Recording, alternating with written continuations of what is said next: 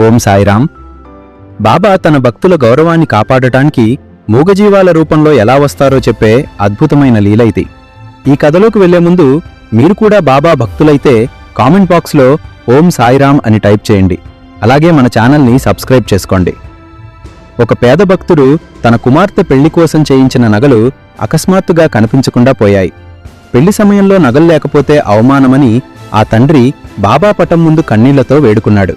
సరిగ్గా అప్పుడు ఒక కోతి వేగంగా మండపంలోకి వచ్చి ఒక మూటను పెళ్లికూతురు ఒడిలో పడేసి మాయమైపోయింది.